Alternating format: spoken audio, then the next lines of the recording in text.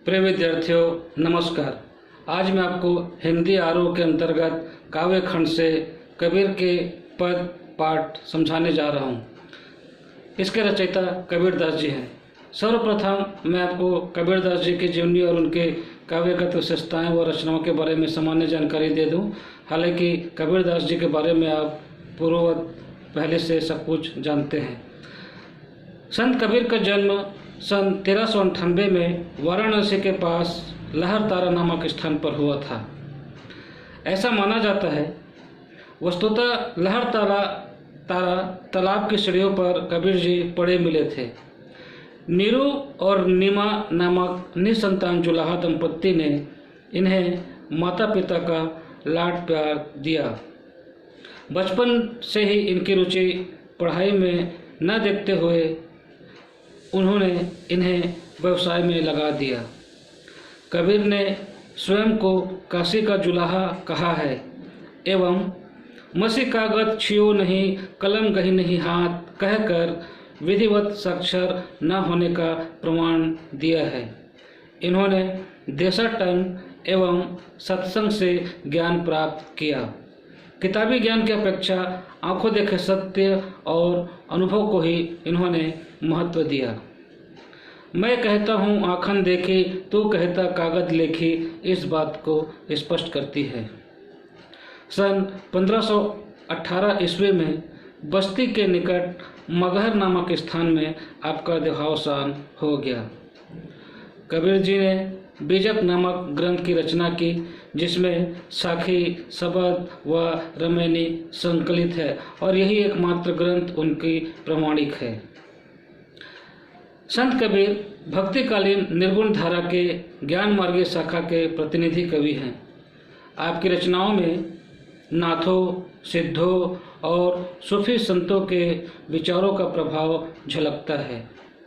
आप कर्मकांड और वेद विचार के विरोधी थे तथा जाति भेद, वर्ण भेद और संप्रदाय भेद के स्थान पर प्रेम, सद्भाव और समानता के समर्थक थे। घुमक्कड़ी प्रवृत्ति के होने के कारण आपकी भाषा उत्तर भारत के अनेक बोलियों से मिश्रित पंचमेल खिचड़ी है। इसे सतुकड़ी भाषा के नाम से भी जाना जाता है। आप दो टोक कथन के हिमायती थे और आपने हिंदू हो या मुस्लिम समस्त धर्मों के बाह्याडंबरों का अपने काव्य में जमकर विरोध किया है। इस पाठ में 2 पद दिए गए हैं। पहले मैं दोनों पद का संक्षिप्त सार बता देता हूँ, उसके बाद उन दोनों पदों की मैं सप्रसंग व्याख्या आपको सुनाऊंगा। इसमें जो पहला पद है उसका सारांश कबीर ये है। कबीर ने परमात्मा का कण कण में दर्शन कराया है, उसे ज्योति रूप में स्वीकारा है तथा उसकी व्याप्ति चराचर संसार में दिखाई देती है। इसी व्याप्ति को अद्वैत सत्ता के रूप में देखते हुए विभिन्न उदाहरणों द्वारा एक रचनात्मक अभिव्यक्ति दी गई है। और दूसरे पद में कबीरदास जी ने बाह्य आडंबरों पर प्रहार किया है। साथ ही यह भी बताया है कि अधिकांश लोग अपने भीतर की ताकत को न पहचानकर अनजाने में अवास्तविक संसार से रिश्ता बना बैठते हैं और वास्तविक संसार से बेखबर रहते हैं। ये दोनों पद का सार था। अब मैं क्रमशः पहले पद पढ़ूंगा, उसके बाद उसकी सप्रसंग व्याख्या बताऊंगा। तो पद नंबर 1 है। मैं सर्वप्रथम कबीर जी का ये पद पढ़ रहा हूँ। पद नंबर 1 है। हम तो एक एक करी जाना, दो ही कहे तिन्ही जो, दो जग जिन नहीं न पहचाना। एकै पवन एक ही पानी, एकै ज्योति समाना। एकै खाक गढ़े सबे, भाड़े एकै कुम्हरा साना। जैसे बाढ़ी काष्ट ही, काटे अग्नि न काटे कोई। सब घटे अंतर तू ही, व्यापक धरे स्वरूप सोई। माया देखी के जगत लुभाना, काहे रे नर गरबाना। निर्भय भय कछु नहीं व्यापै, कहे कबीर कहे कबीर दीवाना। इस पद में कबीरदास जी ने एक ही परम तत्व की सत्ता को स्वीकार किया है और इसी भाव को इस पद में उन्होंने उजागर किया है। इसका अर्थ यह है, कबीरदास जी कहते हैं कि हमने एक बात को अच्छी तरह जान लिया है कि आत्मा और परमात्मा दोनों एक ही है। जिनको इस शाश्वत सत्य की जानकारी नहीं है वे ही आत्मा और परमात्मा को भिन्न समझते हैं। उनके लिए ही नरक है, क्योंकि वे वास्तविकता से परे हैं। कबीरदास जी अद्वैत मतलब आत्मा और परमात्मा के एक होने की स्थिति के संदर्भ में कही जाती है बात। उन्होंने अपने अद्वैत की मान्यता के पक्ष में परिणाम स्वरूप कहते हैं कि चराचर जगत में सर्वत्र एक ही वायु, एक ही जल और एक ही प्रकाश व्याप्त है। यहाँ सभी पात्र एक ही मिट्टी के बने हैं और उस मिट्टी को मानकर अर्थात सान कर पात्र के स्वरूप देने की रचना करने वाला कुंभकार, यहाँ कुंभकार से तात्पर्य ईश्वर है, वह भी एक ही है। जिस तरह बढ़ई लकड़ी को तो काट सकता है, परंतु उस लकड़ी में समाई अग्नि को वह नहीं काट पाता, उसी तरह यह घट अर्थात शरीर में भिन्न भिन्न स्वरूप में वह आत्मा से तात्पर्य यहाँ पर परमात्मा से है, रहता है। शरीर नश्वर है और आत्मा अनश्वर अर्थात अमर है। परंतु सारा संसार ही माया के लोभ से ग्रसित मिथ्या अहंकार का शिकार है। अतः मनुष्य को इस तरह की माया से परे रहकर मिथ्या अहंकार से बचना चाहिए। संत कबीर कहते हैं कि जिसने इस रहस्य को समझ लिया है उसी को यह संसार लुभा नहीं पाती और वही सर्वथा मेरे समान निर्भय है। इस पद में कबीरदास जी ने आत्मा और परमात्मा का एक होने का समर्थन किया है। वह परमात्मा ही सर्वत्र विविध रूपों में व्याप्त है।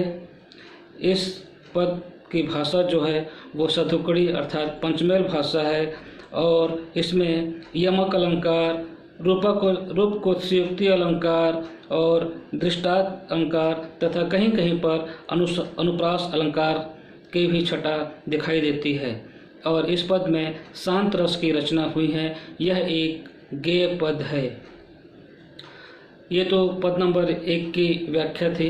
अब मैं आपको पद नंबर 2 पढ़ के सुना रहा हूँ, उसके बाद उसके सप्रसंग व्याख्या बताऊंगा। तो पद नंबर 2 इस प्रकार है। संतो देखत जग बौराना, साच कहो तो मारन धावे, झूठ जग पतियाना, नेमी देख धर्मी देखा, प्रात करे स्नाना, आतम मारी पखनाही पूजय, उनमें कछु नहीं ज्ञाना, बहुतक देखा पीर औलिया, पढ़े किताब कुराना, कई मुरीद तदबीर बातवे, उनमें उहे जो ज्ञाना, आसन मारी डिम्भ धरी बैठे, मन में बहुत गुमाना, पीपर पाथर पूजन लागे, तीरथ गर्व भुलाना, टीपी पहिरे माला पहिरे, छाप तिलक अनुमाना, साखी शब्द ही गावत झूले, आतप खबरी न जाना, हिंदू कहे मुहिराम प्यारा, तुर्क कहे रहमाना, आपस में दो लरी लरी मुँहे, मर्म न कछु जाना, घर मंतर देत फिरत है, महिमा के अभिमाना, गुरु के सहित सिख सब बूढ़े, अंतकाल पछिताना, कहे कबीर सुनो हो संतो, ये सब धर्म लु भुलाना, कहते कहा नहीं माने, सहजय सहज समाना। ये लंबा चौड़ा पद था। इसके मैं आपको सप्रसंग व्याख्या सुना रहा हूँ। सर्वप्रथम इस पद में कबीरदास जी ने समस्त धर्मों के जो बाह्य आडंबर हैं उन पर तीक्ष्ण व्यंग किया है। संत कबीर कहते हैं कि सज्जनों, मुझे तो ऐसा प्रतीत होता है कि मानो सारा संसार पागल हो गया है। लोगों से सच बात कहने पर वे नाराज हो जाते हैं, मारने दौड़ते हैं और असत्य बात को बड़ी सहजता से स्वीकार कर लेते हैं।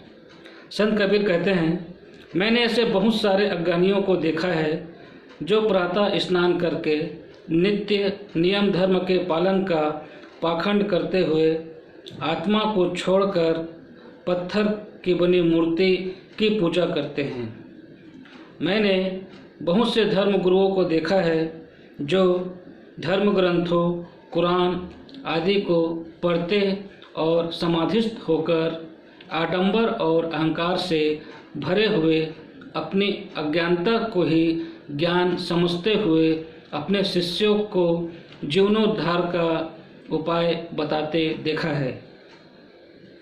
वे मिथ्या अहंकार में पड़कर पीपल वृक्ष तथा पत्थर की मूर्ति की पूजा करते हैं। वे आत्म तत्व की महिमा से अनजान साखी शब्द मतलब ईश्वर की आरती या ईश्वर के जो भजन है से है का गान करना भूलकर टोपी मुसलमान जो पहनते हैं, माला पहनने और मस्तक पर विविध प्रकार से तिलक लगाने जैसे आडंबरों में संलिप्त हैं। परम तत्व के रहस्य को जाने बिना हिंदू राम का और मुसलमान रहीम अर्थात अल्लाह का गुणगान करते हुए परस्पर कट मर रहे हैं। अर्थात राम और रहीम के नाम पर अज्ञानतावश हिंदू मुसलमान लड़ते और झगड़ते रहते हैं। ये पाखंडी घर घर जाकर गुरु मंत्र देने का ढोंग करते फिर रहे हैं। माया के वशीभूत मिथ्याभिमान के मद में मस्त ऐसे गुरु और शिष्यों को अंततः पछताना ही निश्चित है। संत कबीर कहते हैं कि हे सज्जनों सुनो, यह सब माया अर्थात भ्रम के वशीभूत हैं। इस कारण इनको मैं कितना भी समझाऊं, इन पर सत्य वचनों का प्रभाव नहीं पड़ने वाला है। ईश्वर तो सहज साधना से मिलता है। ईश्वर प्राप्ति के लिए सच्ची श्रद्धा, प्रेम, भक्ति आवश्यक है। ईश्वर ढोंग करने से नहीं मिलते। इस पद में कबीरदास जी ने लोगों के धार्मिक आडंबरों से दुखी हैं। इन्होंने इस पद में हिंदू मुस्लिम धर्म में व्याप्त आडंबरों की सख्त निंदा की है। कबीर यद्यपि गुरु के महात्म्य को भली भांति समझते हैं, किंतु ढोंगी गुरुओं और शिष्यों को भी कटु शब्दों में उन्होंने लताड़ लगाया है। इस पद की भाषा सतुकड़ी या पंचमेल खिचड़ी भाषा है। इसमें पुनरुक्ति प्रकाश तथा अनुप्रास अलंकार की छटा दर्शनीय है। यह पद भी ज्ञात्मक है और इस पद में भी शांत रस का उपयोग या प्रयोग हुआ है। तो प्रिय विद्यार्थियों, ये आपके हिंदी आरोह के काव्य खंड का प्रथम पाठ कबीर के पद की सप्रसंग व्याख्या थी। उम्मीद है यह पाठ समझने में आपको आसानी होगी। अगला पाठ आपको अगले वीडियो में प्रस्तुत किया जाएगा। धन्यवाद।